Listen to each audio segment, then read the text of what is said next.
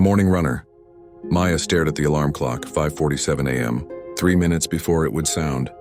Just like every morning for the past 2 weeks, she'd been setting it for 5:50, telling herself she'd finally start that running routine.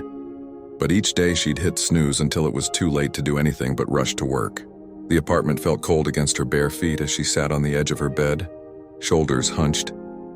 In the mirror across the room, she could see her reflection, the same tired face that had been looking back at her for months. Ever since the promotion fell through and David moved out, she'd felt stuck in amber, watching her life happen to her instead of living it. "Just 10 minutes," she whispered to herself. "Just walk around the block." She pulled on yesterday's jeans and an old college sweatshirt. The morning air bit at her cheeks as she stepped outside, but something about the emptiness of the street felt like possibility.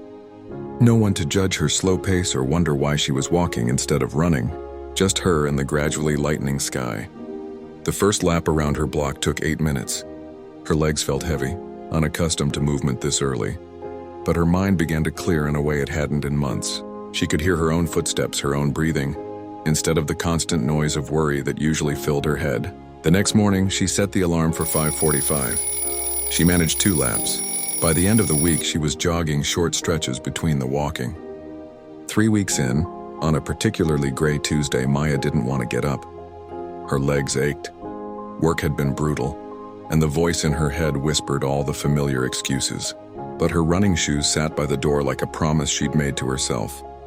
She thought about the woman who had started this routine, how defeated she'd felt, how small her world had become. She laced up her shoes.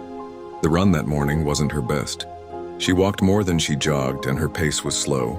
But as she rounded the final corner to her building, Maya realized she wasn't the same person who had started this routine. Not because she was faster or stronger, though she was both of those things. She was different because she had learned she could trust herself to keep a promise, even a small one, even when it was hard. 6 months later, Maya would cross the finish line of her first 5K, tears streaming down her face. But the real victory had happened on that first morning, when she chose to lace up her shoes and step outside. Everything else was just momentum.